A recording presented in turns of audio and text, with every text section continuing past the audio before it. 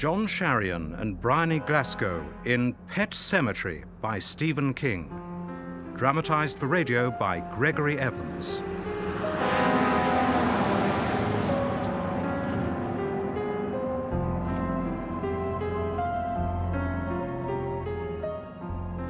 Pet Sematary. Oh, that drive.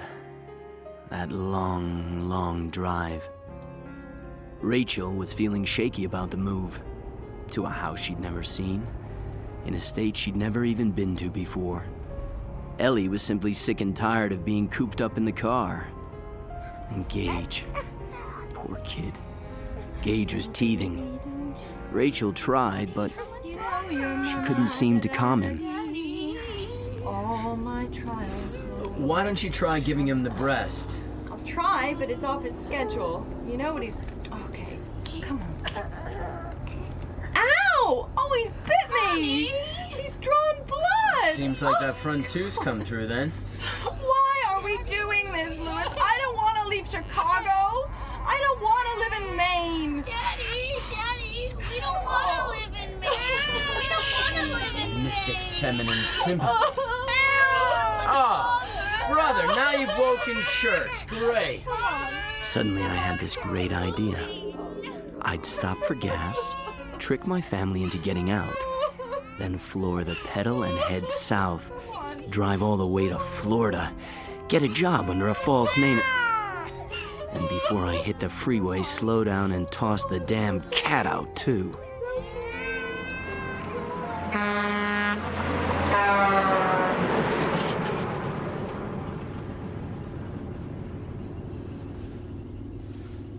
Is this...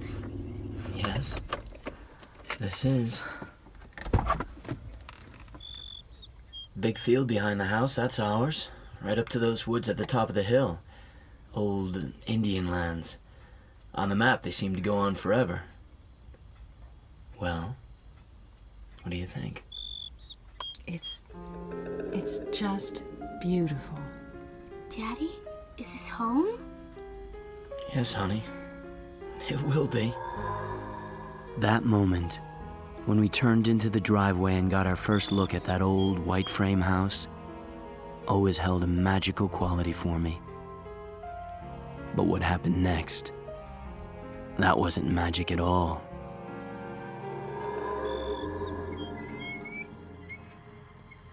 Wait, look at me! Somebody, quickly, look at me! Oh, I can't understand it. I put them in the glove compartment. Look at me! They had a Mommy, tag. look at me. Keys for Ludlow House. Ellie, be careful! Oh my God! Don't touch!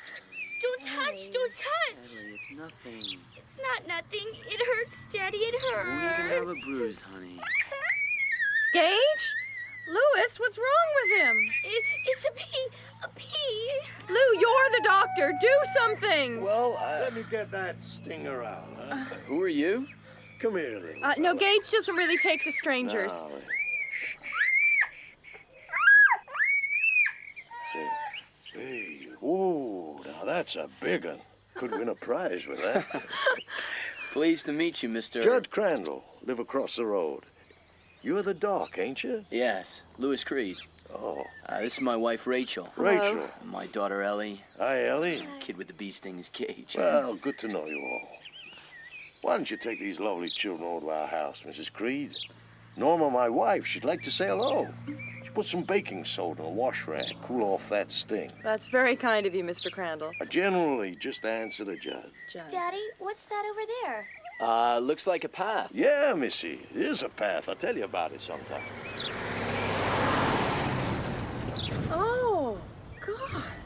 Watch your young'uns on the road, Mrs. Creed. Very dangerous stretch of highway. Rachel and the kids went off while Jud helped me find the keys, which had slipped down into the wiring behind the glove compartment.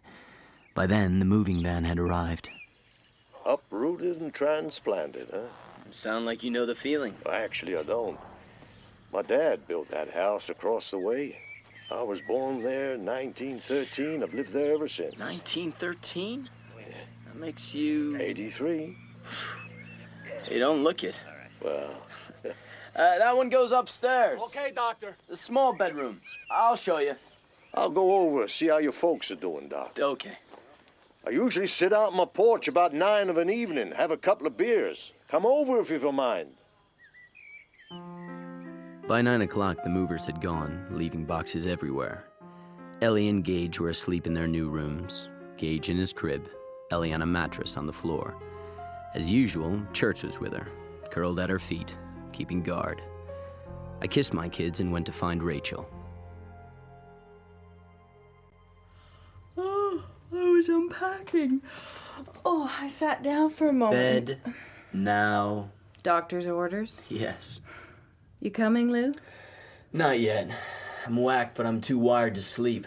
That old guy across the street said that he had... Road. You call it a road in the country. Road. He invited me over for a beer. I might take him up on it. Put an extra couple on ice in the pail by your elbow. Thanks, Jud.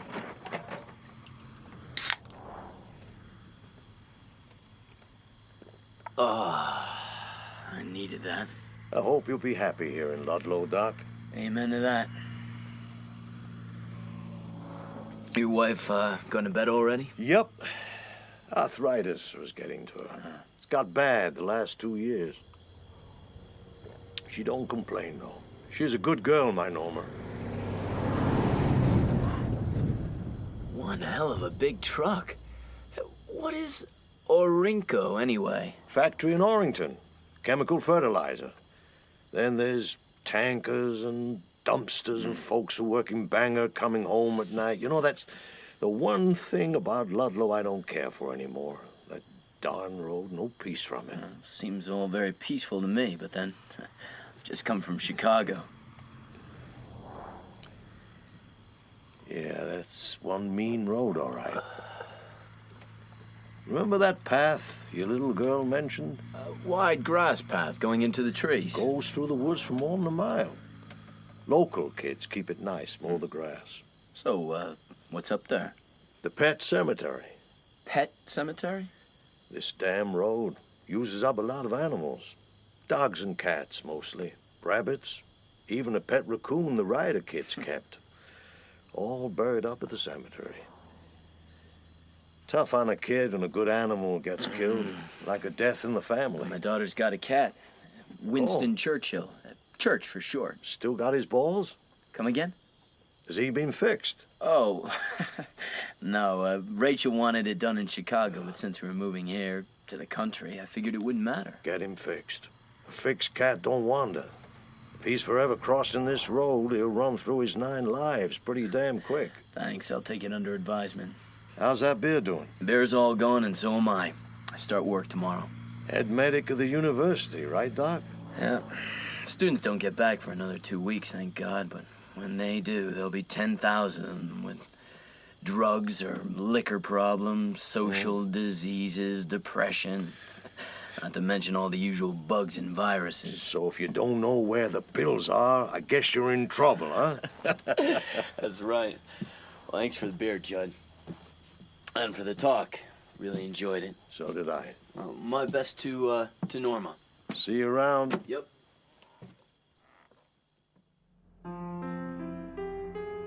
The next 2 weeks roared by like one of those big Orinco trucks out on the highway. My job began to shake down. Rachel set about turning the house into a home, and so fell in love with the place. Gage survived all the bumps and spills that went with getting used to his new environment. Ellie survived her first day at her new school. My evening beer with Jud became something of a habit. I met his wife, Norma, a sweet old woman cursed with rheumatoid arthritis. That last Sunday before the college kids came back, we were out on the front lawn. It was already 2 weeks into September, but the weather was still all August. Jud! Hi, Jud. Let me get you a chair. No need, Louis. I ain't come to sit. Ellie, you still want to see where that old path goes? Yes, please. A boy at school told me it was the Pet Sematary. So it is. If it's okay with your folks, we'll take us a stroll up there right now. Oh, maybe you'd like to come too? Yeah, we'd love to. What about Gage? I thought it was more than a mile. Well, I'll put him in the backpack. Okay, but it's your back, mister.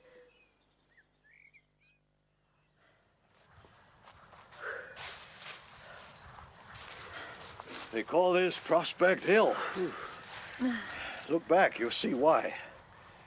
Oh, it's gorgeous. Louis, why didn't you tell me about this? I didn't know it was here. And that's the Penobscot River. Years ago, loggers floated timber downstream to Bangor and Derry. And you can see the spire of North Ludlow Baptist poking through those elms. And Ellie, that matchbox down there, that's your school. Really? Cool. Gorgeous is right. Honey, do we own this hill? It's part of the property, yeah. Which is not quite the same thing. What are those pots and coffee cans, Jud? Local kids put them along the path to hold flowers. Ellie, Yes, Mr. Crandall? this is a fine walk for a little girl. If you come here by yourself, you must always stay on the path. Promise? I promise. Why? Can we stop for a minute? This is one heavy kid. Yeah, sure. Where are we, Jud? Well, that way, that's North Ludlow. This way, nothing but woods for 50 mile or more. Joins up with those Indian lands I told you about. The Micmacs. Clever girl, the Micmacs. They were here before anyone. 2,000 years ago, maybe. No one really knows. Your little house down there on the main road with its phone, electricity, and cable TV, it's on the edge of a wilderness. I don't want you coming up here unless you're with a grown-up, Ellie. Oh, I don't mean to scare you, Rachel. It's a safe path. Local kids come up here all the time. Like a lot of things in life, Ellie. Stick to the path, all's well. Stray off it, next thing you know, there's a search party beating the bushes.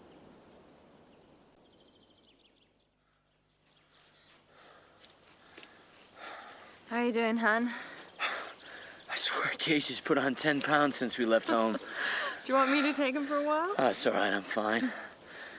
Hey, I'm not so sure this is such a good idea, Louis. What if we get lost? Oh, hey, come on, city girl, we won't get lost. I've got a native guide. Not far now.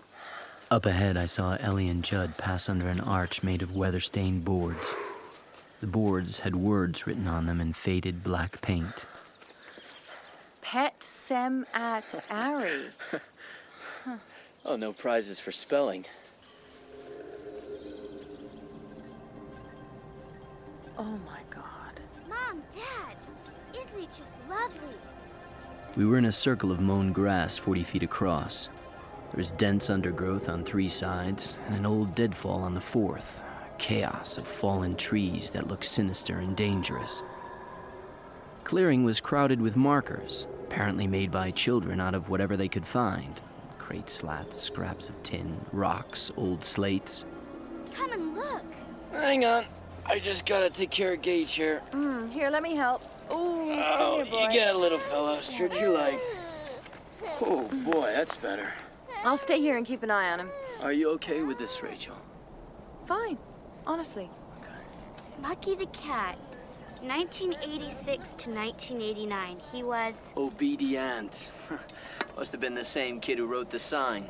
Here, look at this one. Biffer, Biffer, a hell of a sniffer. Before he died, he made us richer. Biffer was the Dresler's spaniel. Yeah. Got hit by a dumpster. 1968, I think it was. It's incredible. I've seen churchyards that aren't so well kept. It looks random at first, but you can see a pattern, concentric circles. Mom, look. Here's a goldfish. I'll pass, thanks. Rachel okay? Yeah, she's not too good with cemeteries, Jud. Even Oh? animal ones. Yeah, anything to do with death, come to that. Her sister died when she was a kid and never really got over it. Louis, you should have said. No, it's fine. I'm glad you brought us here. Trixie. Killed on the road, 1939? How far back does this go, Jud? I buried my first dog here. Spot died of old age in 1930. Been around a long time then. Yeah, in those days I had a gang of friends to help me. Well, I'm the last of that gang now. All gone. All dead. Yeah. Gage is hungry. We ought to go back. Sure, honey. Ellie! Dad! No! No, Ellie, come down off of there. Honey, be careful. Come, Put your foot wrong, those old trees could break your ankle. Ellie. Oh, Ellie. Ellie, you must never climb a deadfall. Trees that fall down on each other like that get mean. Ellie, you okay? You tore my pants, you cruddy trees. Strange. At deadfall, somehow it doesn't look quite natural. Just fallen trees, Lou. It almost looks like stairs leading to some... Lou, can we go now, please? Yeah, sure. Coming.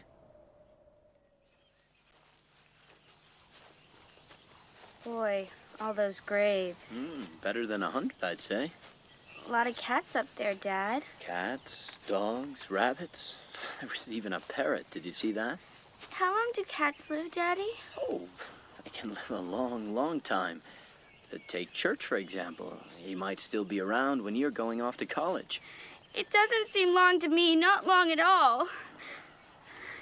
Ellie, if it was up to me, I'd let Church live to be 100, but I don't make the rules. Who does? God, I suppose. Oh, God, or... I don't want Church to die. He's my cat, not God's. Church is mine.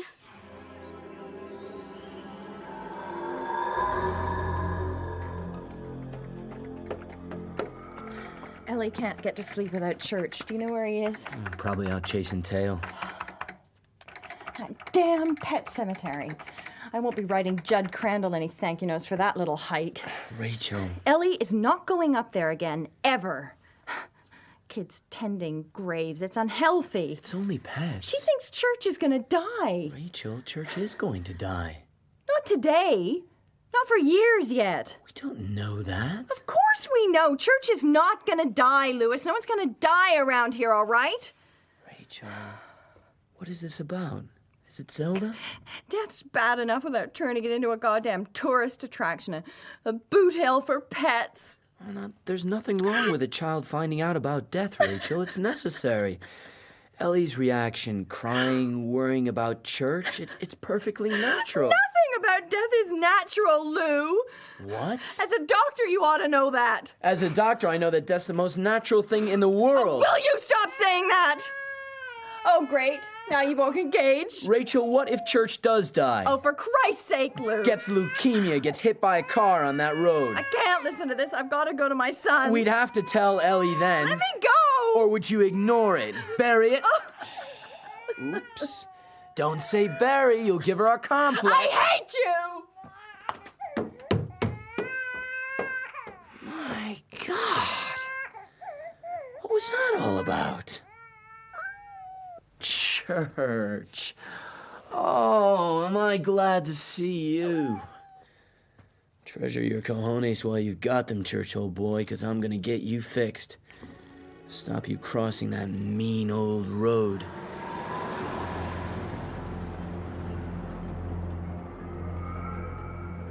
Next morning, the day 10,000 students arrived on campus, the storm seemed to be over. Lou, about last night. I'm sorry. No, it's fine. I understand. Well, some of it anyway. So, do I look like a hotshot university doctor? No, just like old Lou Creed. The rock and roll animal. I'll see you later. Okay.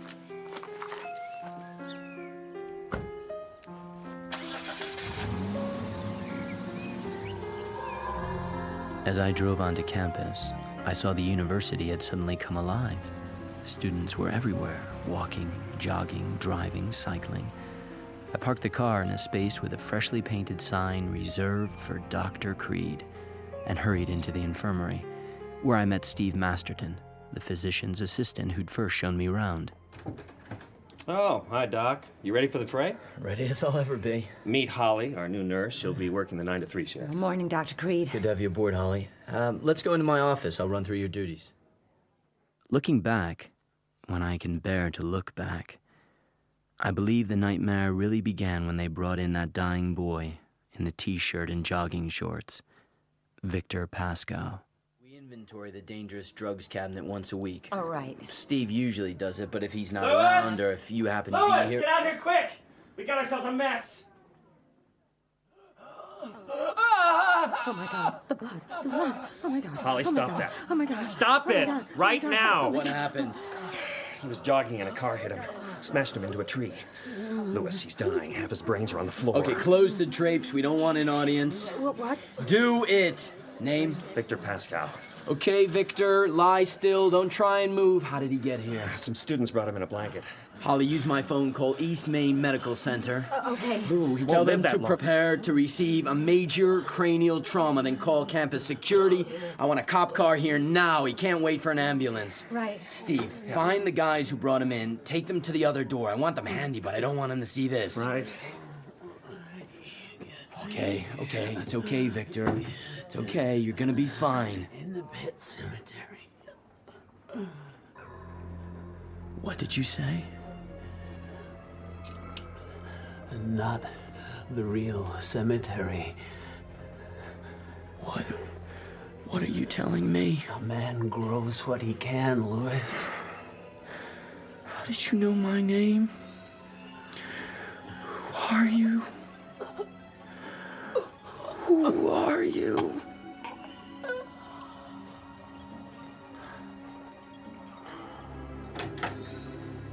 There's a police car on The its students who way. brought in Pasco are wait.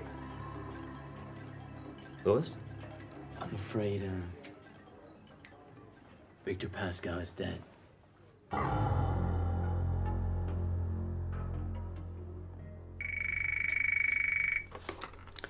Louis Creed. Oh, Louis. Hi, honey. Are you all right?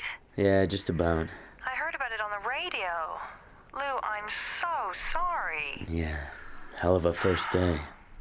Louis, I love you. Would you come home? Yeah, home sounds good.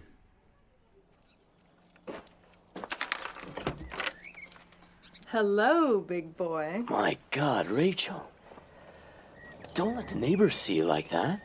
Well, don't stand there with your mouth open then. Come inside.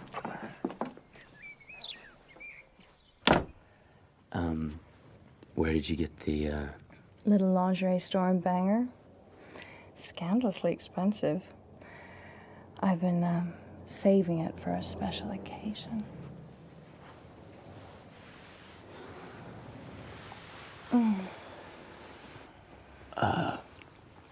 Where are the kids? Missy Dandridge took them. We're on our own for 2.5 hours.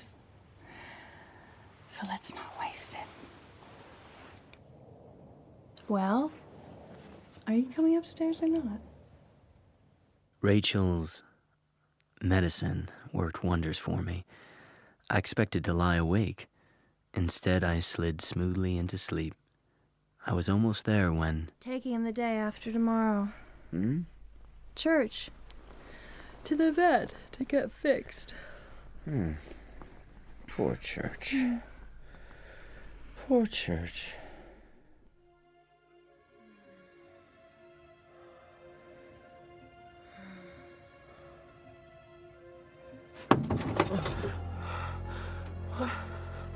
Who's there? Pasco. Get up, Doctor. We got places to go. I can't go with you. You're dead. I can see it. Oh, God. Your head. Your head. Shh. You don't wake your wife. Come on. Now. I followed Pasco downstairs and into the kitchen. When he glanced back, I could see the hole in his skull, the blood on his face like Indian war paint, the collarbone jutting through the skin.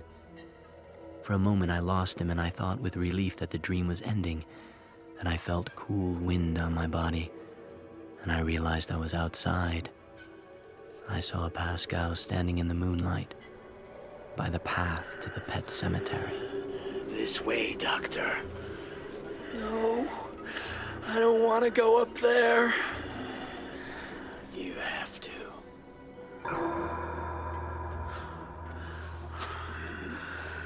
You're no slouch, are you? For a dead guy. This is a dream, right? I mean, I'm home in bed. Okay, so it's more vivid than most. In the morning, I'll wake up next to Rachel. Shut up. Keep walking. A branch scratched my arm and drew blood. Ahead, Pasco was a moving shadow. At last, the wooden archway, the clearing washed by moonlight, the leaning markers, bits of board and tin and slate, names and dates. Pascal stopped by Smucky the cat. He was obedient and pointed. Look at the deadfall, Doctor.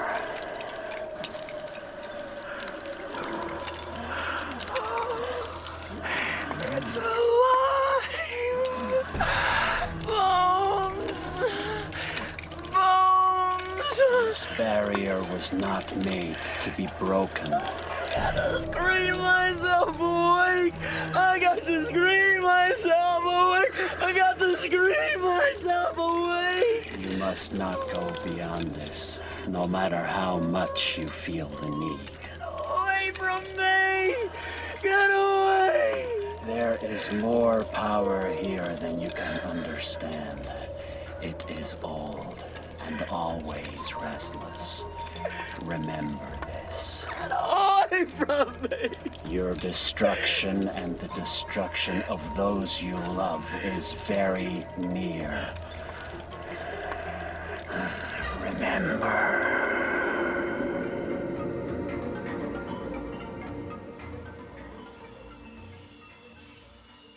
Get it, Gage! Get it, Gage! Give me the car, Gage! Give me the car! I'll do it again! Ellie, time for school. Okay, Mom! Give your dad a shake before you come down. Sorry, Gage. Gotta go. Dad? It's okay, babe.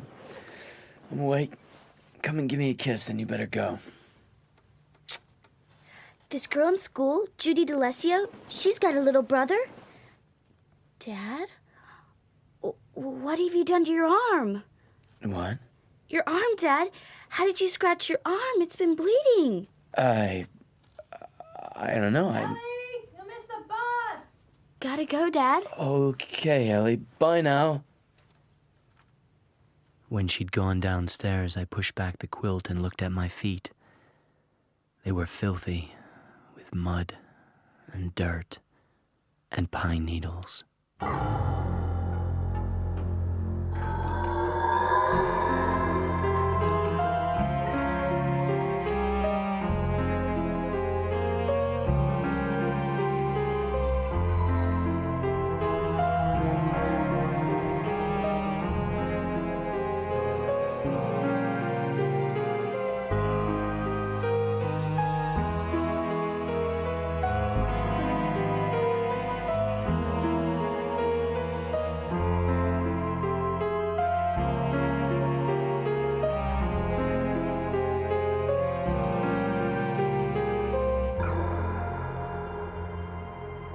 East Maine Medical Center, Pathology Department. This is Dr. Lewis Creed, head of University Medical Services. What can I do for you, Dr. Creed? You have one of our students in your facility, Victor Pasco? Not anymore, Doc. He's gone. What? His body was put on a plane to Newark last night. Oh, yes, right. Where did you think he went? Out dancing at the show ring? No, it's just, it seems very quick. Well, he was autopsied yesterday afternoon. By then, his parents had made all the arrangements. I guess the body got to Newark around 2 in the morning. You wanted to speak to me, Lou? Yeah, shut the door, will you, Steve? Yeah. Victor Pasco. He wasn't from around here, was he? No, somewhere in New Jersey. Bergenfield, I think it was. No local connections at all? I mean, before he enrolled at the university. Well, there's nothing in his records. Why the curiosity, Lou? Steve, I'm telling you this because... Well, I need to tell someone. Just keep it to yourself, okay? Okay. I had A very odd experience last night. Pasco came to me in a dream, and then I think I went sleepwalking. Sleepwalking? Yeah, right out of the house. Up, well, quite a way, with Pasco leading. Jeez, Lou. To a place that Rachel and I had an argument about a few days ago. So do you want to call? Call who? Funny Farm. Get them to send a van. Nah, I don't think so, Louis. Not yet, anyway. Look, having a student die on you like that in such a horrible way, it's deeply upsetting. It certainly upset me. So you went sleepwalking with Pasco too, did you? No. But I didn't have the added stress of a new job. You were under a hell of a lot of pressure, Louis. And that can make the mind do weird things. If you had a fight with Rachel, too, well, it all goes into the mix.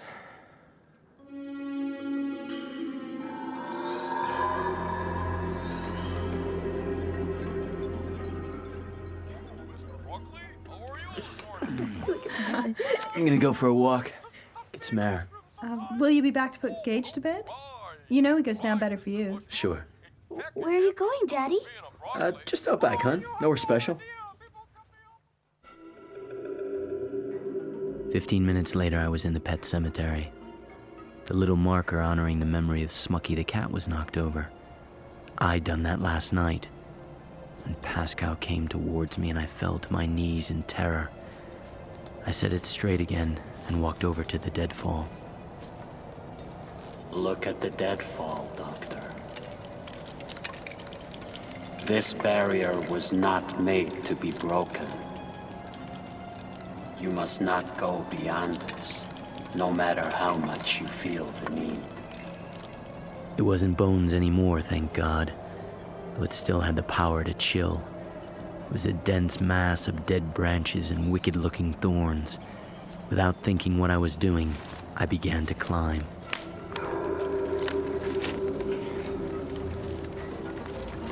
Oh, this is crazy.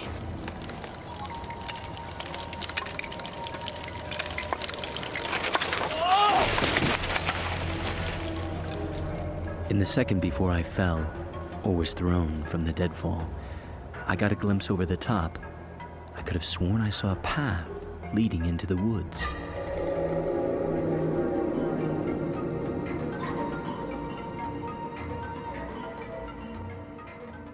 The Indian summer passed. Color rioted in the trees, then faded. Life settled into a demanding but pleasant routine. My dream and the sleepwalking incident came to seem like events that had happened to someone else, or that I'd seen on TV a long time ago. By mid-October, the leaves began to fall. Halloween arrived. Coming. Daddy, stay back. I'm doing this. Okay, Ellie, it's your show. Trick or treat! Woo! Oh, ho, ho. Hey, Norma, come see the Wicked Witch. I'm the Wicked Witch. She looked great. She's just the cutest little thing. Here, Ellie, open your treat bag. Oh, Norma. Darn old hands. Here's the Snicker bar, honey. Let me get you another apple. Yeah. That one'll bruise. Oh, it's fine, Norma. I don't want a bruised apple, Daddy. Yuck. Ellie, that is really rude. Don't scold her for truth-telling, Louis. Yeah. Brown spots are yucky. Step inside, Ellie. Yeah. We'll find you a fresh one. Oh, that's a great How long looking has apple. Norma's arthritis been like that? Since the wet weather started up. Comes down harder on her every fall. It's never been this bad. What does her doctor say? She won't go to see him. Why not? Oh, there's a new doctor. Young guy just out of med school. Norma does... Daddy, Mrs. Crandall fell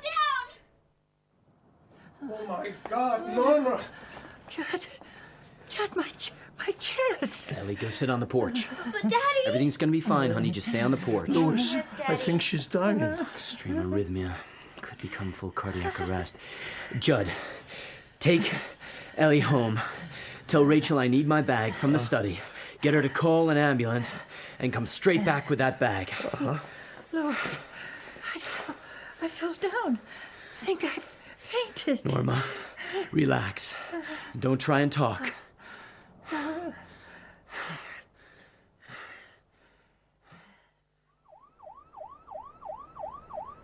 She'd be okay, Louis? Really okay? No guarantees, Judd. It was a heart attack, but it was a small one, and we got to her quickly. So, for what it's worth, I think she'll be fine. You gonna be okay? Yeah. Louis, I owe you one.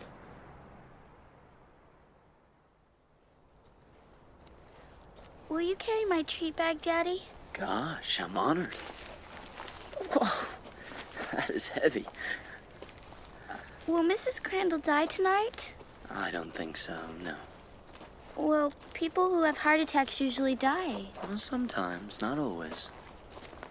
Well, she's old, so she'll die pretty soon anyway. Can I have another Snicker bar, Daddy? No, honey. Have an apple instead.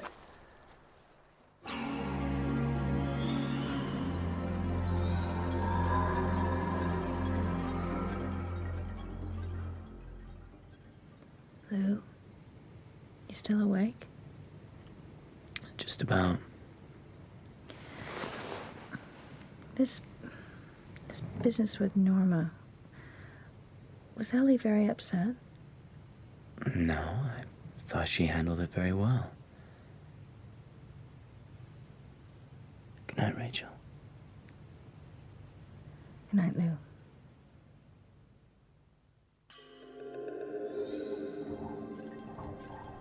I don't know if the wind woke me or something else, but I knew immediately that Pasco had come back. Only now 2 months had passed, and when the door opened, I'd see a rotting horror. Clothes caked with mold, flesh fallen away, the brain decayed to paste. Only the eyes would be alive, and they would beckon. George. Come on. I'll get you some milk.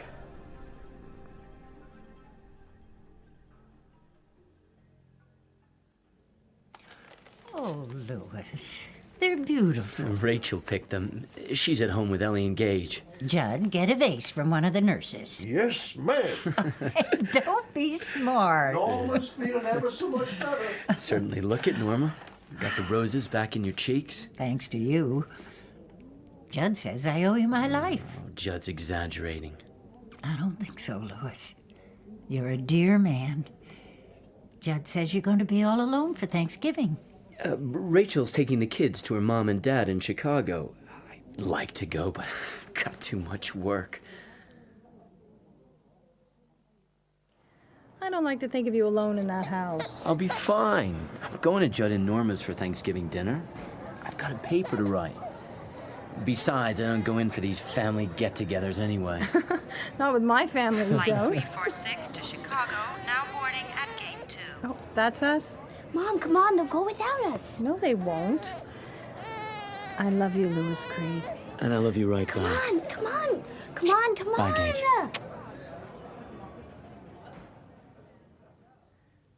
How come you didn't go with them, Lou? I didn't want to miss Norma's turkey. Oh, smells good. Plus, I don't exactly get along with Mr. and Mrs. Irwin Goldman. Rachel's parents, huh? Yeah. They didn't like me from the start. Wrong side of the tracks and all that. I'm not good enough for their precious little girl. Never have been, never will be. You sound a little bitter about that. Well, maybe I've got a reason. I've never told Rachel this, but Irwin tried to buy me off. How do you mean? He offered to pay my entire tuition through med school. Oh? A scholarship, he called it. The price was that I break off my engagement to Rachel at once and forever. Louis, that's low, even for in-laws. I came at a bad time. Flat broke, waiting tables, working in bars. I was studying 40 hours a week. Drew out his checkbook like a gun. Told him where to shove it. He told me he wanted to shoot me like a dog. Jeez, Louis. Oh, we're polite when we meet, but I've never forgiven him for it. And he's never forgiven me for marrying his daughter.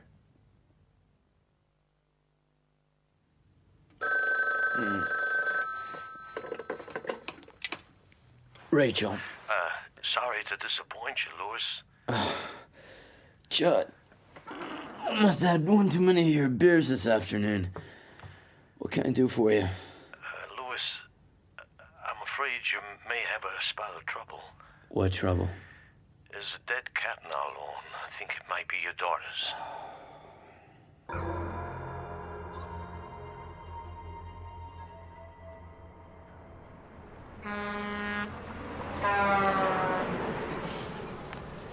Yeah, it's mine. Rather Ellie's. Poor kid. Guess he was run down. Well, there hardly looks to be a mark on him. Neck's broken. Whatever hit him must have flung him onto your lawn. I guess Ellie loved him, huh? Yeah, she did. What you gonna do with him? I brought a hefty bag. Guess I'll put him in the garage, bury him tomorrow. In the Pet Sematary? I don't know. I suppose so. How you gonna tell Ellie? I'll have to mull that one over for a while. Hold this open for me, will you? Jeez, like a sack of sand. Oh, thanks, Jud. Happy Thanksgiving. Louis, wait here. I'll be right back.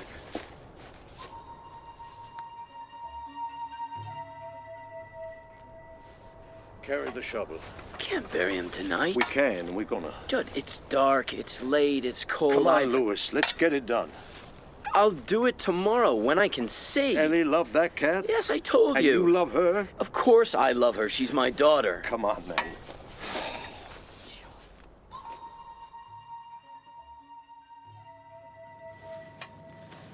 All right.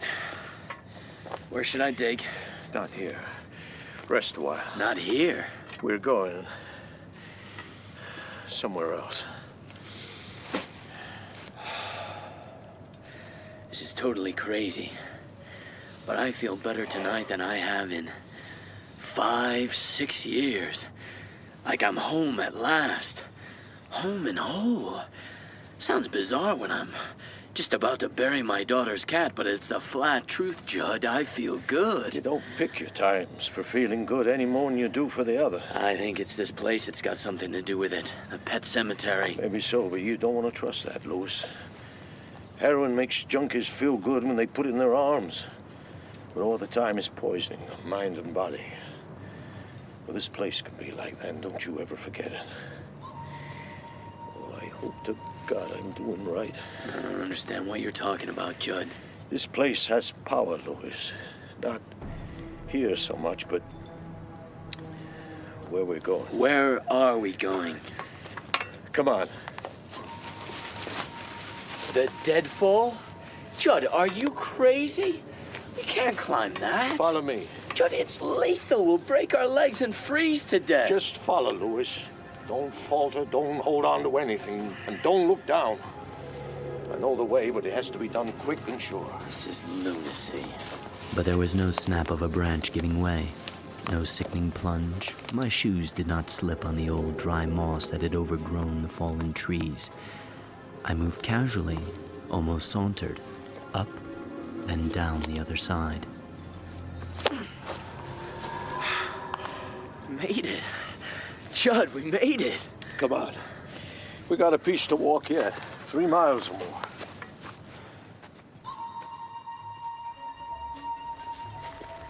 There is a power here. I can feel it. In the air, in the ground. Coming to what the Micmacs called Little God Swamp. There's quicksand and other things, too. What other things? You might see some Elmo's fire. Sailors call foolites. Makes funny shapes. It's nothing, just look the other way. You may hear voices, too. Well, that's just the loons down south toward Prospect. Sound carries. Loons this time of year? This is like the deadfall, Louis. We gotta go steady and easy. Keep our heads.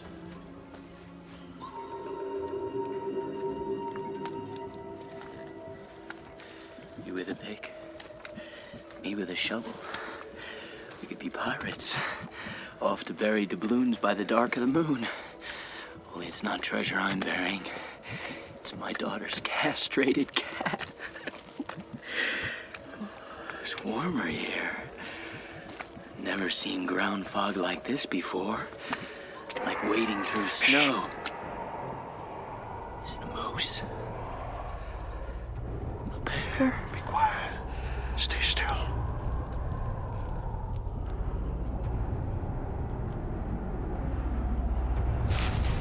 Okay. Sorry.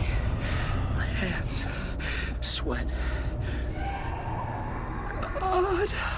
Oh, God. Oh, God. Oh, my Get a grip on yourself, Lewis. What was that? Just a loon. We're almost there. Steps here, cut into the rock. Steps? Yeah, 42, 44. I can't remember. When we get to the top, we're there. 3, 4, 5. We climbed up to a flat rock that rose clear above the woods. In the dim moonlight, it looked like a chopped-off hill or bizarre mesa. A geological freak that would have been more in place in New Mexico or Arizona. A wind blew, hard and clean. I felt a sense of total emptiness, but an emptiness that somehow vibrated. There were dark shapes. Cairns. Grave markers like the slates and slats in the Pet Sematary. This is a seriously weird place. How did he get to be this peculiar shape? Micmacs did it. Sanded off the whole top of the hill. No one knows how, any more than we know how the Mayans built their pyramids. Jud, what's this all about? This is the Micmac burying ground, Lewis. And you're here to bury Ellie's cat. Why here? Why not the Pet I'd help Cemetery? you dig, but you gotta do it yourself. Each buries his own. That's how it's always been done. Why are you doing this, Jud? Because you saved Norma's life. Here. Soil's thin. You'll need this. All right.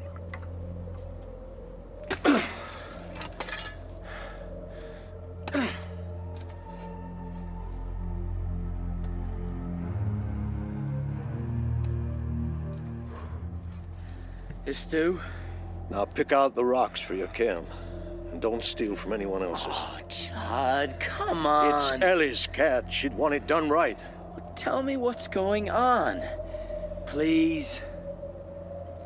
The Micmacs believed this was a magic place. So they buried their dead here away from everything else. Other tribes steered clear of it, said the woods were full of ghosts. Maybe they saw the Foo Fire, the little god swamp. Yeah, maybe. Later, not even the Micmacs came. They said it had been visited by a Wendigo. Some kind of Indian spirit, right? The ground had gone sour. Whatever the hell that means. You think it's magic? It's certainly dangerous, Lewis. But not for dogs or cats. Go on, bury your animal. Jud, just... Go on!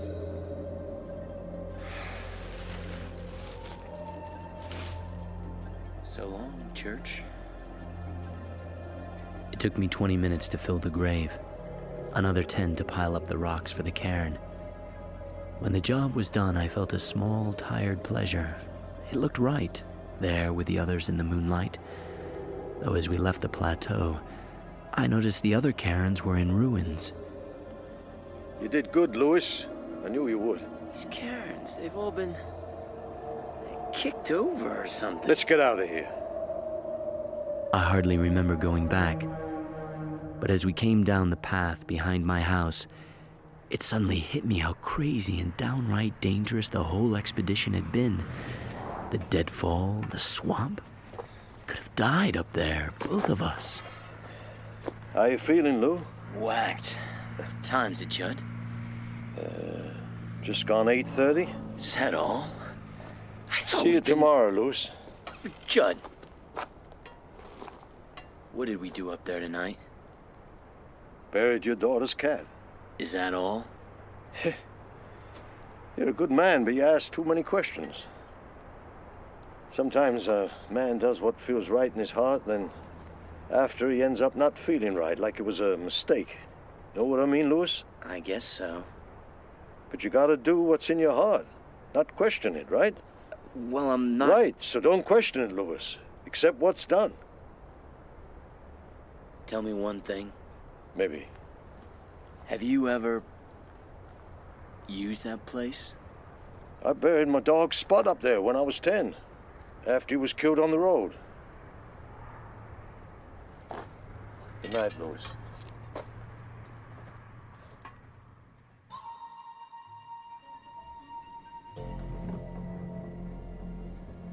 Buried my first dog here, Spot. Died of old age. Buried my dog Spot up there when I was 10, after he was killed on the road. It can't be so. It can't be so. This barrier was not made to be broken. You must not go beyond this, no matter how much you feel the need. There is more power here than you can understand. It is old and always restless. Sometimes a man does what feels right in his heart, then after he ends up not feeling right, like it was a mistake. Your destruction and the destruction of those you love is very near. No, leave me alone! No, no! I woke up sweating, listening to the wind in the eaves and the drag and lurch of footsteps. But I knew it was a dream. And though many other inexplicable things happened, I was never bothered by the specter of Victor Pasco again, waking or dreaming.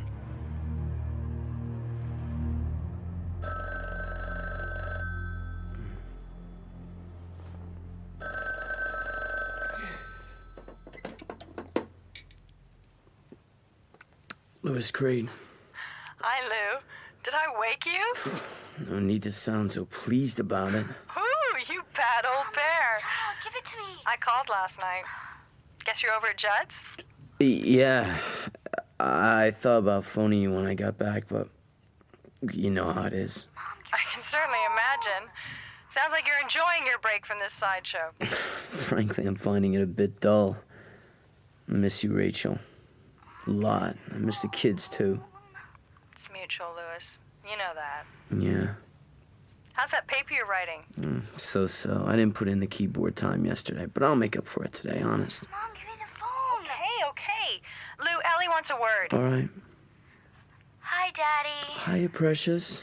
Dad, I had an awful dream last night. Oh, I'm sorry. About church. Church? Is he okay? I guess so.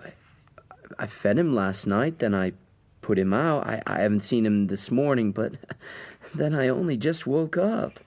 Give him a kiss from me. Oh, yuck. Kiss your own cat, Ellie.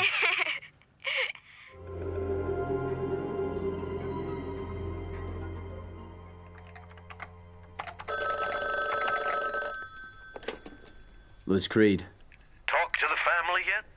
Rachel phoned first thing this morning. Why? Tell them about church. Getting killed on the road like that? No, I didn't. I thought, that sort of thing comes hard over the phone. I'll be back soon enough, so I'll come. I wouldn't talk about what we did last night, neither. Not to Rachel, not to anyone. Right. We'll speak about this again. Tonight, maybe, if you stroll over for a beer. By then, you'll understand a lot more. Yeah, Jud. Sorry, Lou, I gotta go. Norma wants me to take her into Bucksport.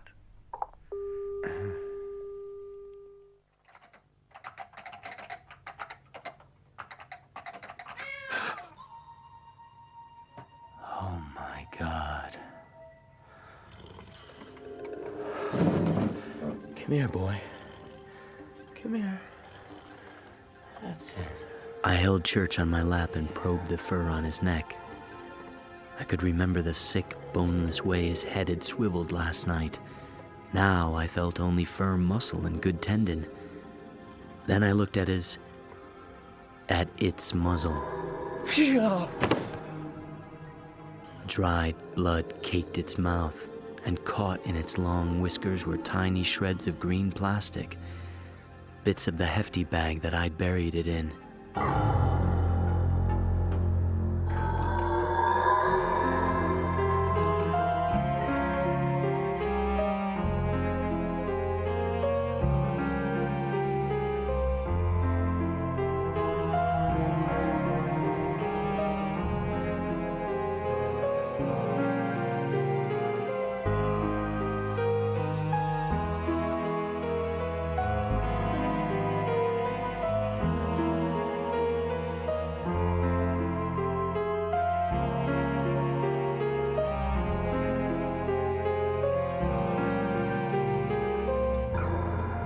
Stanley Bouchard told me about the old Micmac burying ground. Stanny B, we used to call him. He was an old man when I was still a boy, more than a little crazy. How did he hear about it? From his dad. Got it from his father. Stanny's grandpa was a fur trapper in the early 1800s, traded with the Micmacs. And they told him their secret? By that time, they'd abandoned the place because of the Wendigo. Some sort of spirit. Yeah.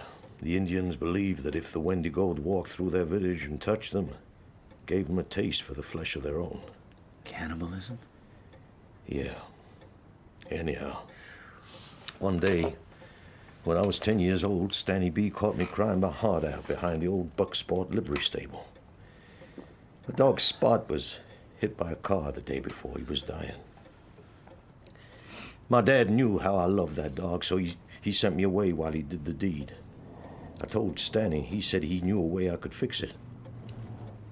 When I got home, my dad had put a bullet behind Spot's ear. I said I'd bury Spot up at the Pet Sematary, but I didn't.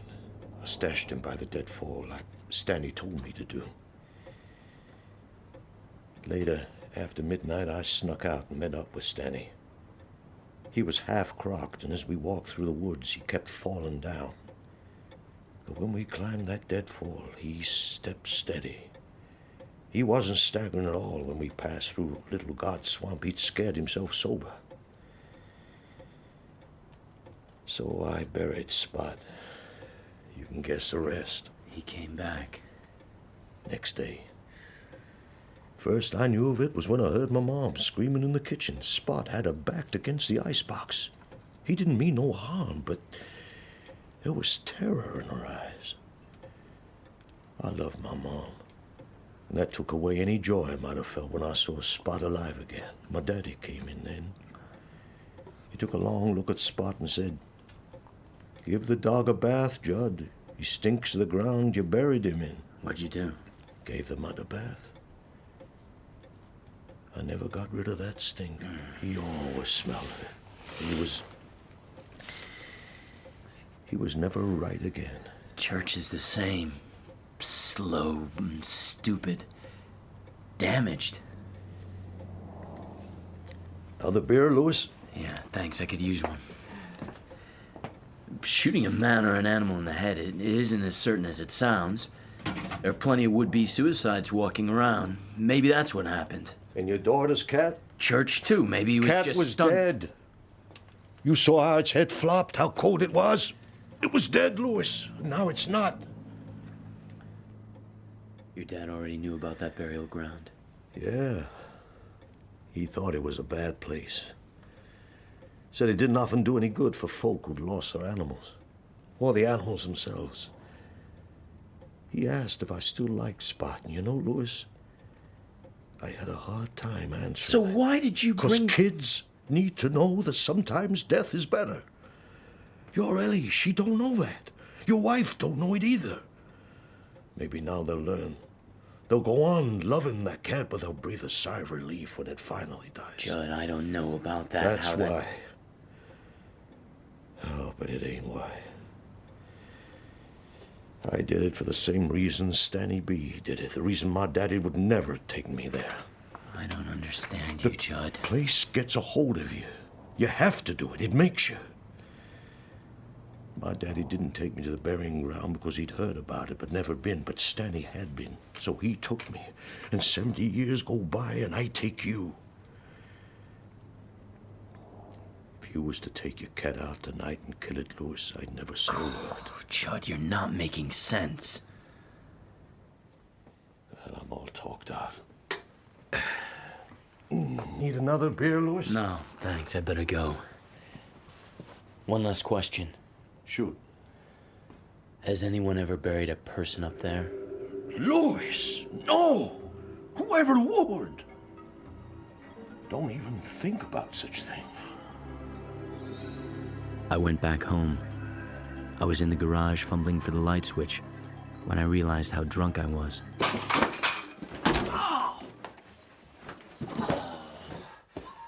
The goddamn switch anyway. Oh my God. Oh my God, what have I done?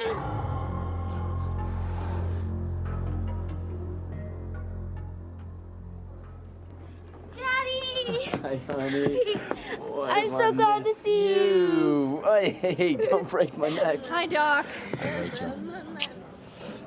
Take Gage. Oh, boy, you've grown. You look beat. You all right? Gage threw up on the plane all over me. I don't think it was a virus or anything. I think he was just airsick.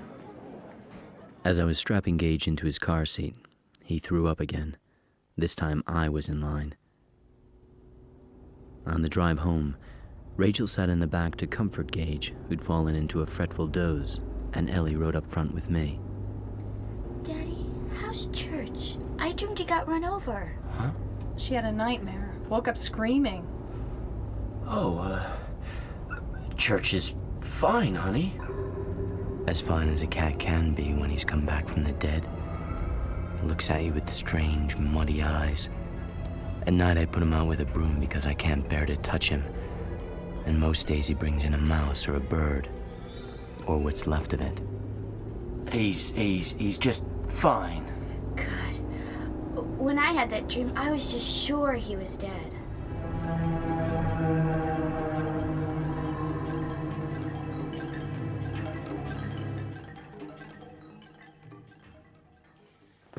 Feel him, Lou. He's awfully hot.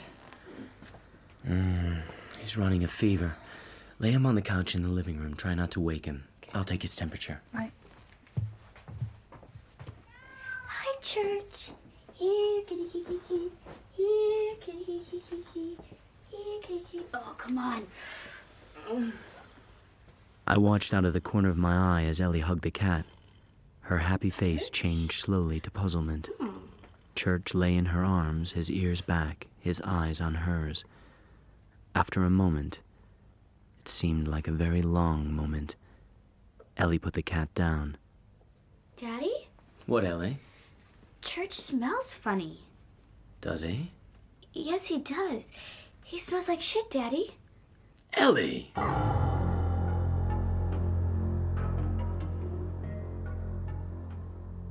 103? Lou, are you sure? Yes, it is a virus. I'll put him on Tylenol as soon as he wakes up. Bring down the fever. Aren't you going to give him antibiotics? I don't touch viruses. They just give him the runs. Are you sure it's a virus? If you want a second opinion, be my guest. You don't have to shout at me. I wasn't shouting. You were! You were! Rachel, I'm sorry. I'm sorry. Trip was a strain, huh? Yeah. Oh, and ever since I got home, I've been afraid you'd open the suitcases and hit the roof. Hit the roof? Why? My mom and dad, they bought Ellie and Gage 10 new outfits each. Rachel, why? Why did you let him do that? It was both of them. They're getting old. They love the children. We don't need your father's money. I know you don't like my dad, Lou, but... Mommy, Daddy, somebody! I'm here, honey. What is it? Daddy, I don't want Church on the bed. Jeez. He smells so bad. Put him out, Daddy. Put him out. Oh.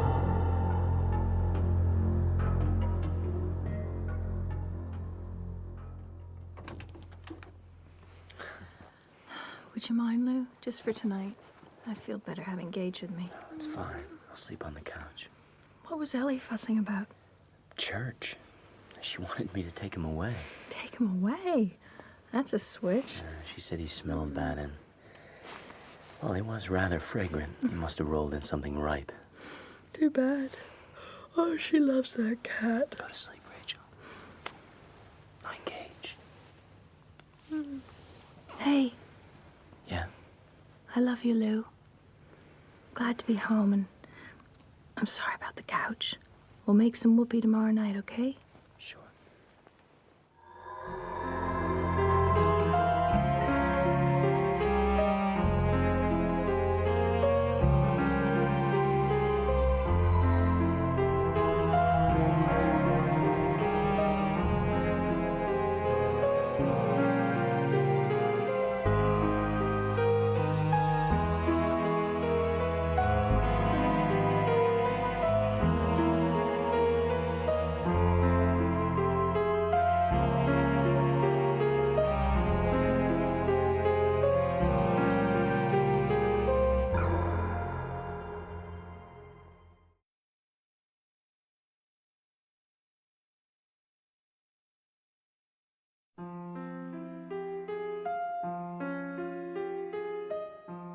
By morning, Gage's temperature was normal and he was bright-eyed and full of beans.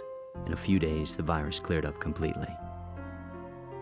December was my busiest month yet at the university. As the semester funneled to a close, students crowded into the infirmary with coughs and colds, bronchitis, walking pneumonia, even broken bones from toboggan accidents. At last, the holiday began, and the four of us settled down for an old-fashioned Christmas. On Christmas Eve, after we'd finally got the kids to sleep, Rachel and I sat in the living room by the dying embers of the fire and wrapped the presents. Remember last year? Seemed like everything we got them had to be assembled. Pass the ribbon. I were up till 4 in the morning. And by mid-afternoon, Ellie decided the boxes were more fun than the toys.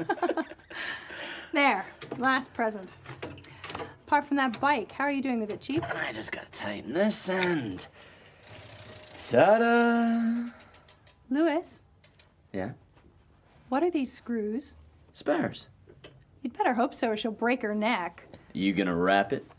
Give me a break, Lou. Stick a bow on it and stash it behind the couch. Go on, scat! Get out of here! Strange.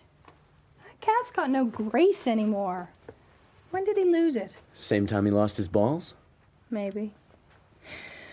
Right. Bed. I'll give you an early present. Woman, that is mine by right. You wish. Merry Christmas.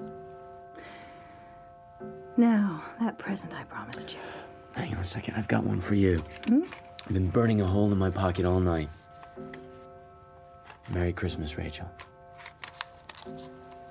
Louis, what is it? Soap, shampoo, I forget exactly. Tiffany's? Oh. Well, do you like it? Is it a sapphire? That's what the guy told me. Oh, Louis. Oh, it's so damn beautiful. Oh, babe, don't do that. Louis, we can't afford... I've been socking money away all year. It's okay. How much was it? I'll never tell you, Rachel. An army of Chinese torturers couldn't get it out of me. $6,000. $6,000? Oh, Louis, you're crazy. Here, turn around. Let me fasten it. Looks okay. Okay. I'm going to go up and look in the mirror. I want to preen. I'll put the cat out and lock up. When we make it, Louis, I want to take everything off except this. Preen quickly. I'll be right up. Church. Church, come on, where are you? Merry Christmas to you. Oh, no, not another bird. You damn cat. Come on. Clear out of here. Yeah. Louis, you coming up to bed? Yeah, I'll be right there. I just gotta clean something up.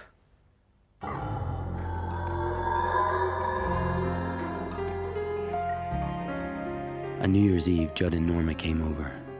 Norma seemed frail, as if she'd suddenly aged 10 years. And as I watched her drinking Rachel's eggnog, I had a terrible foreboding. When the students came back after the holiday, the flu came with them. The infirmary was busy 10, 12 hours a day. I went home in the evenings utterly whacked, but happy. Then, in late January, in a week of blizzards and sub-zero temperatures, Norma died. Jud. Well, she's gone. Doc Merrill said it was probably a brain embolism. What does that mean? It means she didn't suffer. I wouldn't mind going that way myself. But not just yet, eh?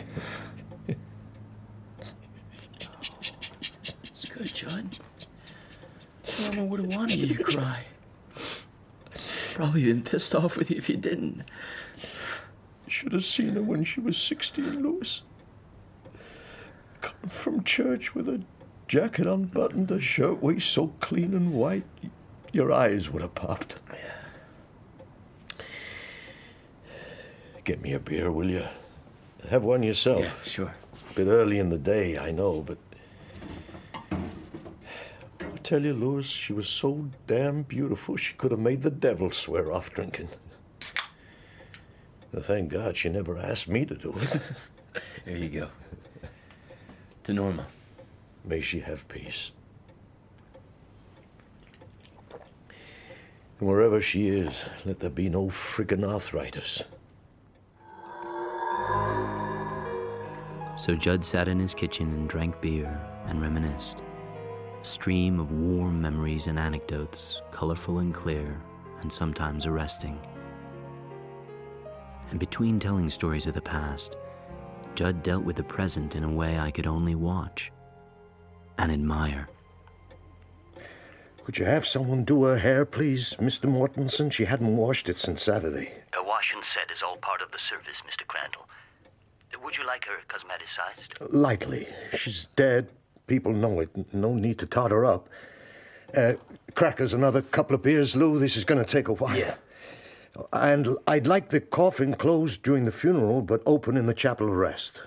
Jud was so composed, so courteous. I felt a great admiration for him then. And love. Yes. And love. That night, when Ellie came downstairs in her pajamas to be kissed, I knew she was going to ask me about Norma Crandall. I also knew Rachel was outside the door, listening to what I had to say. Will Mrs. Crandall go to heaven? Well, I don't really know, honey. Hang on. Come here. People believe all sorts of things about what happens when we die. Some people think we go to heaven or to hell. Some think we're born all over again. Reincarnation? Reincarnation, yes, that's right. There's a whole heap of different ideas, Ellie, but no one really knows. People say they do, but what they mean is they believe because of faith. You know what faith is? I guess so. Well, here we are sitting in this armchair. You think it'll be here tomorrow? Yeah, sure. Well, you have faith in that. So do I. Faith is believing a thing will be. Well, we don't know it'll be here. Some crazed chair burglar might break in and steal it. Really religious people say that having faith and knowing are the same thing, but I don't think so. Because when it comes to death, there are too many different ideas on the subject. What we know is this. When we die, either some part of us, our soul, I guess, somehow survives. Or not. If it does, all sorts of things are possible. If not, nada. The end. Which do you have faith in, Daddy? I used to think death was the end.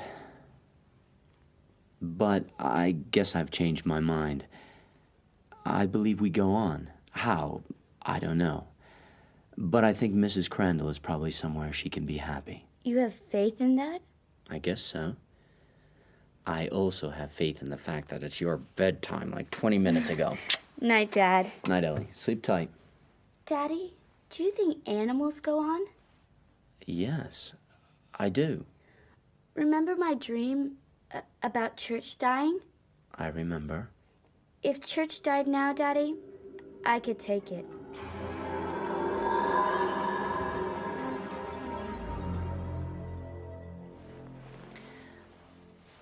I heard you talking to Ellie about death. You don't approve? No.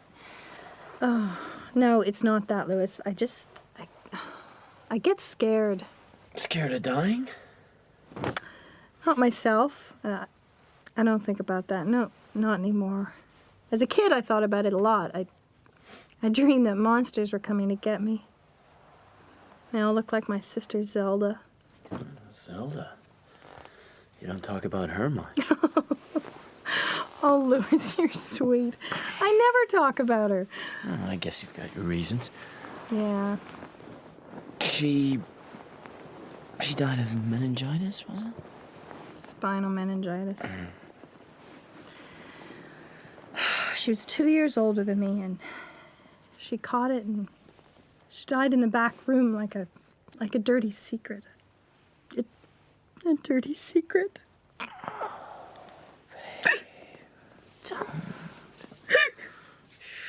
No, don't stop me, Louis. I've only got the strength to tell this once. They're really horrible. Yeah.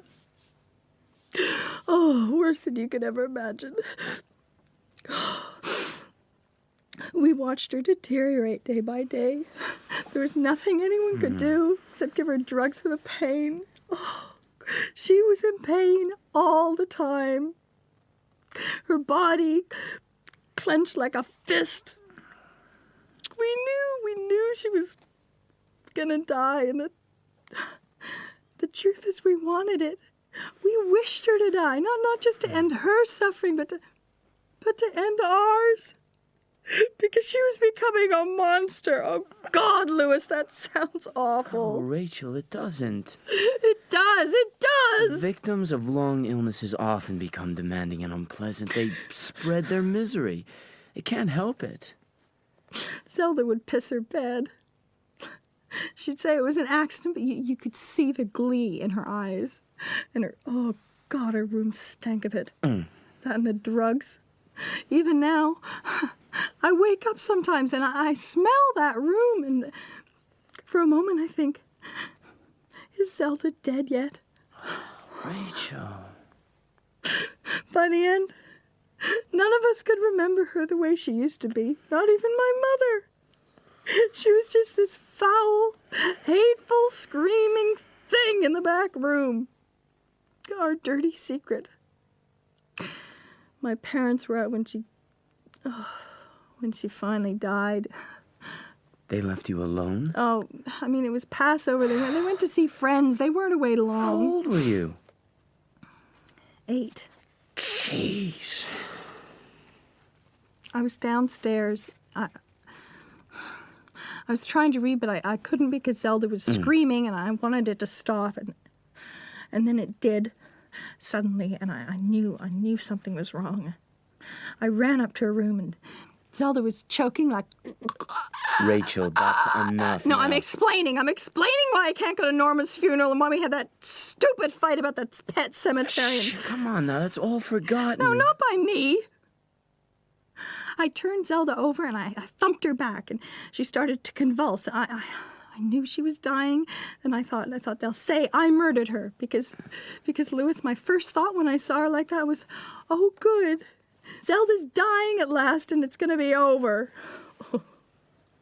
I saw her face go dark and her eyes bulge, and I backed away into a wall, and a picture fell down. It was from one of the Oz books that Zelda liked, Oz the Great and Terrible. Only she couldn't say that. She said Oz the Great and Terrible, and it smashed, and I ran out of the room screaming, Zelda's dead! Zelda's dead! Zelda's dead! I was hiding in the garden when the neighbors came. They thought I was crying. But I wasn't crying, Louis. I wasn't. I was laughing. Good for you. No, you don't mean that. I do.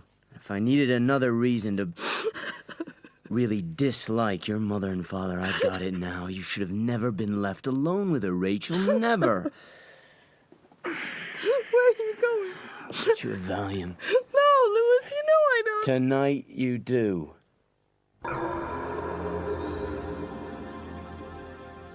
When the pill had taken hold, Rachel told me the rest. How for years she believed Zelda would seek revenge from beyond the grave. How she'd had nightmares. How she hadn't attended Zelda's funeral, or any funeral since.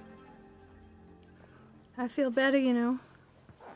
Like I've just sicked up something that's been poisoning me for years. I guess you have. So you won't be mad at me if I'm ill on the day they bury Norma? I won't be mad. But can I take Ellie? Louis. Okay. If you think it won't hurt her. O death, where is thy sting?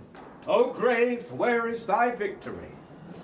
Thanks be to God who gives us victory over death. Jud looks weird in that suit. Hush, honey. Will the pallbearers come forward? Excuse me. Daddy, where are you going? I'm one of the pallbearers, honey. I'm gonna help carry Norma out. Where will I find you? Go out on the steps. I'll meet you there. Just don't forget me. I won't. Daddy. What, babe?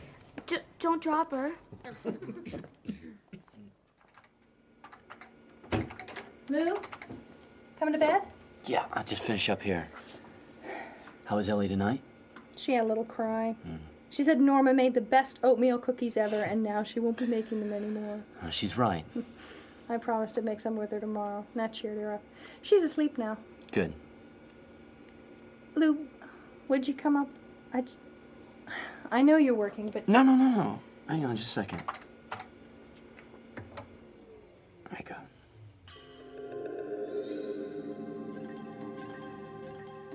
Time rolled by. Another spring. I remember the date. March 24th. The last really happy day of my life. The things that were to come, poised above us like a killing weight, were still over 6 weeks in the future. Days that are truly good, all the way through, are very rare. God in his infinite wisdom is a lot more generous in doling out pain. It was Saturday. Rachel and Ellie had gone to Bucksport with Jud, who liked the company, and I was home minding Gage. The kid had woken from his nap, scratchy and out of sorts. I tried to amuse him without success, when I heard the wind gusting around the house and suddenly remembered the kite I'd bought on a whim a few weeks before. Oh, Daddy! Hey, how about that? Got it up first shot. Flying it! Flying higher! Yeah! Higher! Yeah! Woo! The kite soared into the blue. As it rose higher, higher, higher, I felt myself go up, go into it, until I was staring down on the world, as cartographers must see it in their dreams. The field was a rectangle, white and still after the snow. Below it, I could see the dark strip of the road, and beyond that, the river, cold gray band of steel. Gage, What? you're flying it now. You're at the controls, my man. It's your kite. Dad, flying! Yeah, that's right. Pull the string. That's it. Hey, look at it swoop. Yay! Pull the string. It was a moment with Gage I never forgot. Just as I'd gone up into the kite, now I felt myself go down into my son, until I was in Gage's tiny house, looking out of the windows that were his eyes at a world that was huge and bright, where Vinton's field was as big as a prairie, and a kite soared miles above me. I love you, Gage. I love you, Daddy.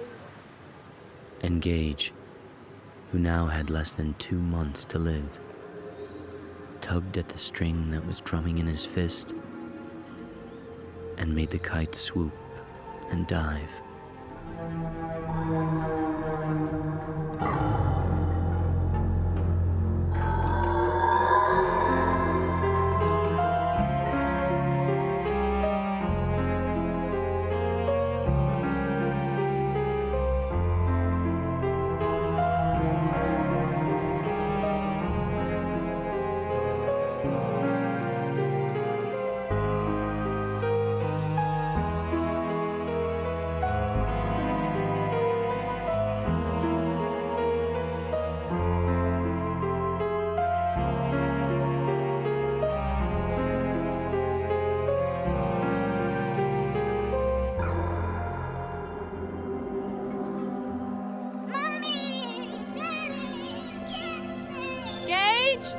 Gage, come back! Don't run! Louis, go after him! Gage, stop! Stay there!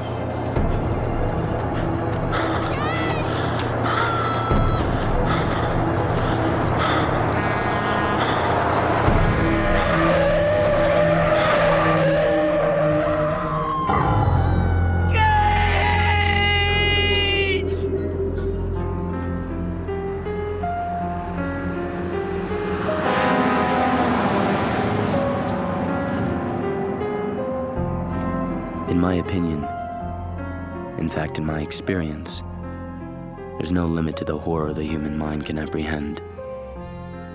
When the nightmare grows dark enough, horror spawns horror.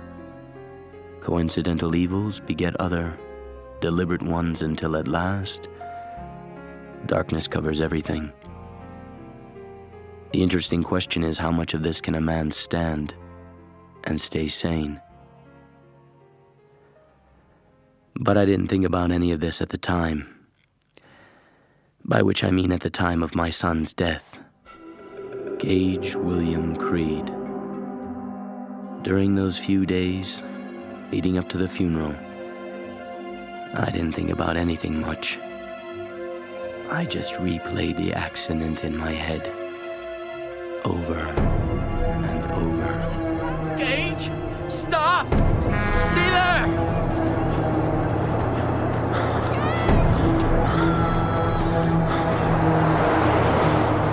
Gotcha! Gage, you must never run in the road. Never. You do that again and I swear I'll put you over my knee. You gave us such a fright. But that ain't how it was. Gage was too quick. Lewis was too far away. That old Orinco truck was too big, too fast. That damn road. That damn road. I made the arrangements for the funeral, like I had for Norma a few months before. Lewis came with me to pick out the coffin. The American Casket Company's rosewood model. Eternal rest. It's a beautiful casket. Yes. I'm afraid we only have the pink silk lining, Dr. Creed. It should be blue, of course. Doesn't matter, Mr. Mortensen. My wife and I have never made such distinctions. The morning before the funeral, I was minding Ellie in the Creed's kitchen, watching the poor kid push her mark around the Monopoly board. She held onto a photograph taken last winter, her pulling Gage on a sled, both of them laughing. Rachel was out of it that day. Housecoat buttoned wrong, hair a mess. Lewis looked okay in his dark suit and tie, but he was lost in shock. Steve Masterton, Lou's buddy from work, was there too, thank God. I told you before, Mr. Goldman, Rachel needs a little more time. More Or maybe time? this afternoon, if the tranquilizers kick My rotten in. son-in-law's behind this, keeping my daughter away Mr. from Goldman, Rachel is my patient now, and I'm doing what I think is best for her. Right now, she needs to be left alone. me. You schmuck! Father-in-law from hell again. How's it going, Mr. Crandall? Pretty terrible. 3 and 5. Boardwalk. Your throw, Ellie. I'm worried about Lewis. Could you have a word before he leaves for the funeral home? If I think Rachel can handle it, I'll bring her in this afternoon. Uh-huh. Mr. Crandall will stay with Ellie. I touched his jacket, Steve. What? I swear I did. But by then he couldn't stop and the truck was going so Ooh, fast. get a hold of yourself. Right. I don't think you've noticed, but Ellie isn't vocalizing. And Rachel's in such bad shock, she's I lost can't all sense of understand why I time. didn't fall down when little kids run fast like that. They always fall Lou, down. they need you now. Please, man. I can give your wife a shot, but... Oh, what a mess. What a damn mess. Gotta go now, Steve. I'll be late for the viewing. Yeah. Viewing. That's what Mr. Mortensen called it. Not really a viewing, of course, because of the closed coffin. But if it was open, they'd all run screaming from the room.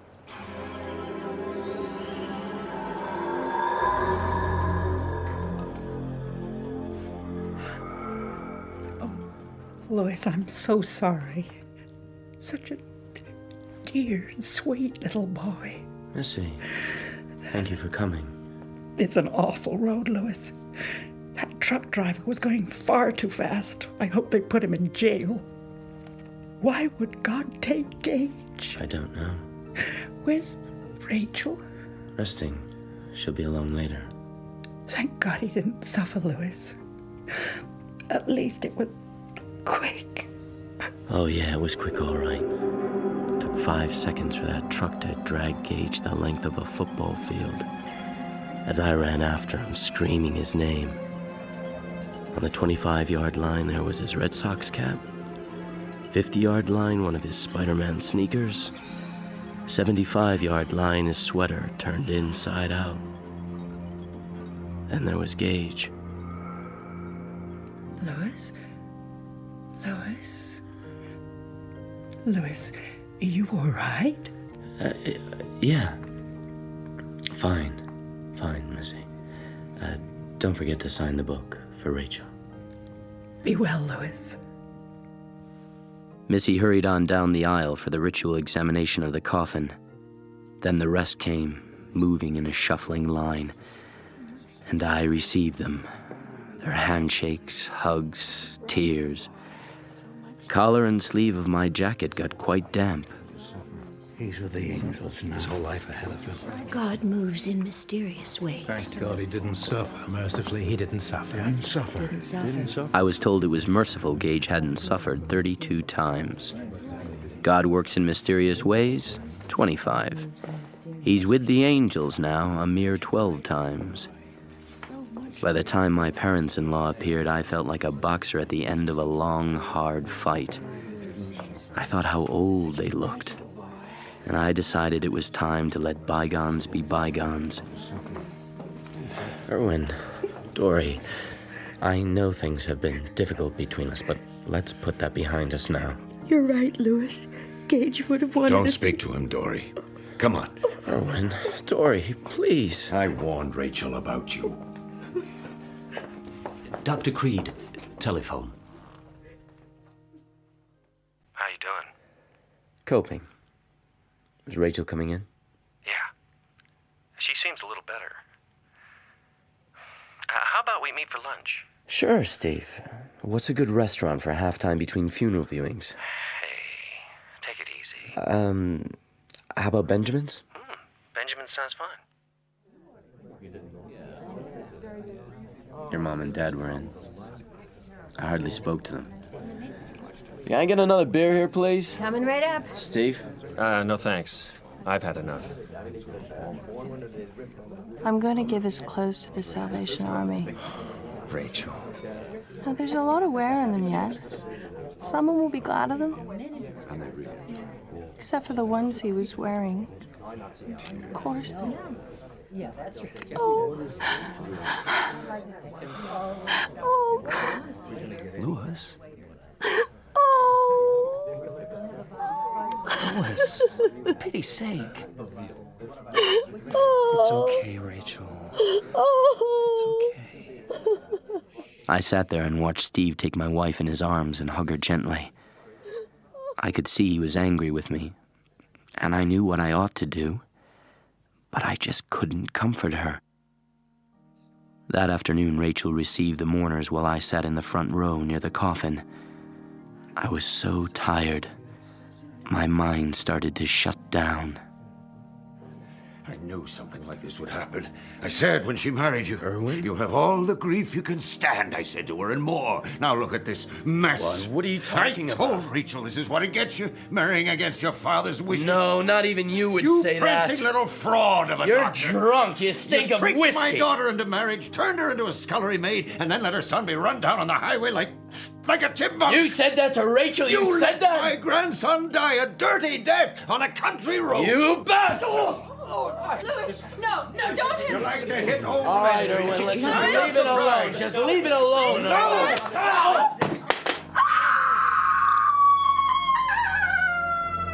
Gage's coffin fell on its lid, so it didn't actually open and spill out his sad, hurt remains. We were spared that, at least.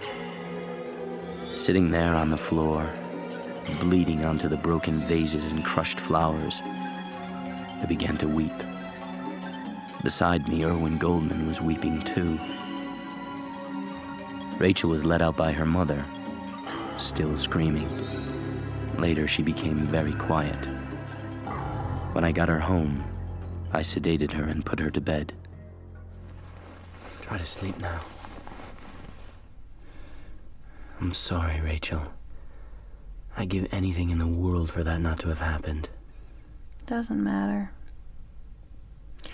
You'll put Ellie to bed? Of course. How bad are you? Pretty bad, Louis. Pretty damn terrible. You don't want to sleep with Mommy tonight? No. You sure? Yeah, she steals the covers. I want you to know, Ellie, that if we keep on loving each other, we can get through this. I'm going to wish really hard. I'm going to pray to God for Gage to come back. Come on, Ellie. God doesn't bring people... God can bring Gage back if he wants to. God can do anything. God doesn't do things like that. He does so.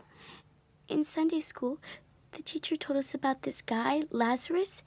He was dead, and Jesus brought him back to life. He said, "Lazarus, come forth." Ellie, that's just... That was a long time ago. I'm going to keep things ready for Gage. I'm going to carry his picture and sit in his chair and, get things ready. In case. It makes a kind of crazed sense. Keep the lines open. Keep Gage in the hot 100. Remember when Gage did this or that? Yeah, good old Gage. What a kid. Because a day will come, Ellie, maybe soon, when you'll forget to carry his picture. And I'll see it lying in this empty room while you ride your bike or watch television or go out to play with a friend. When Gage becomes something that happened once, a blast from the past. Ellie, don't cry anymore. This isn't forever.